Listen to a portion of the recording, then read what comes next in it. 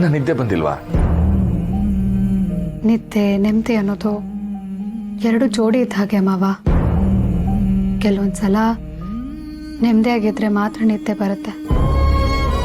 ಇನ್ನು ಕೆಲವು ಸಲ ಒಳ್ಳೆ ನಿದ್ದೆ ಮಾಡಿದ್ರೆ ನೆಮ್ಮದಿ ಸಿಕ್ತಪ್ಪ ಅನ್ಸತ್ತೆ. ನಂಗೆ ಗೊತ್ತು ಪಾರು, ನೀನು ಯಾವ್ದ್ರ ಬಗ್ಗೆ ಯೋಚನೆ ಮಾಡ್ತಿದ್ಯಾ ಅಂತ.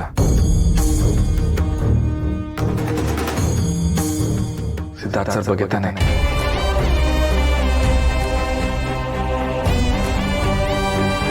ಅಯ್ಯೋ ಏನಪ್ಪ ಇವನು, ಎಲ್ಲ ಗೊತ್ತಿದ್ರು ಸುಮ್ಕೆ ಅವನೇ ಅಂತ ಅನ್ಕತಿದ್ಯಾ? ಹಂಗೆಲ್ಲ ಅನ್ಕಬೇಡ ಪಾರು.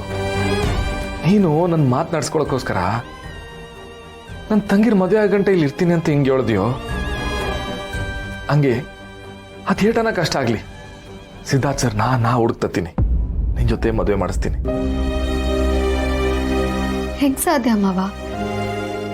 ಸಿದ್ದು ಎಲ್ಲಿದ್ದಾನೆ, ಏನ್ ಮಾಡ್ತಿದ್ದಾನೆ ಒಂದೂ ಗೊತ್ತಾಗ್ತಿಲ್ವಲ್ಲ. ನಾವ್ಯಾರು ಹುಡುಕ್ದೇನೆಯ ಆ ಮಾದೇಶ್ವರ ನಮಗ್ ಬದುಕಕ್ಕೆ ಅಂತ ಒಂದು ಜೀವನ ಕೊಟ್ಟವನೆ. ಅಂತದ್ರಾಗೆ ನಾವಾಗೆ ಹುಡುಕಿದ್ರೆ ಜೀವನಕ್ಕೆ ಬೇಕಿರೋ ಸಂಗಾತಿ ಕೊಡಕ್ಕಿಲ್ವಾ? ನೋಡು ಪಾರು, ನಾಳೆ ನಾನು ಪೇಟೆಗೆ ಹೋಯ್ತೀವ್ನಿ. ಅಲ್ಲಿ ಒಂದು ಹರಾಜ್ ಐತೆ. ಆ ಹರಾಜ್ ಬೇಗ ಮುಗೀತು ಅನ್ಕ ನಾನು ಅಲ್ಲೇ ಇದ್ದು ಸಿದ್ಧಾರ್ಥ ಸರ್ನ ಹುಡ್ಕಬತ್ತೀನಿ. ಒಂದಿನಕ್ಕೆ ಸಿದ್ಧಾರ್ಥ ಸಿಗ್ತಾನೆ ಅಂತ ಅನ್ಕೊಂಡಿದ್ಯಾ? ಒಂದಿನಕ್ಕೆ ಸಿಗ್ಲಿಲ್ಲ ಅಂದ್ರೆ 2 ದಿನ ಅಲ್ಲೇ ಇದ್ದು ಹುಡುಕ್ತೀನಿ. 2 ದಿನಕ್ಕೂ ಸಿಗ್ಲಿಲ್ಲ ಅನ್ಕ 1 ವಾರ ನಾನು ಅಲ್ಲೇ ಇದ್ದು ಹುಡುಕ್ತೀನಿ.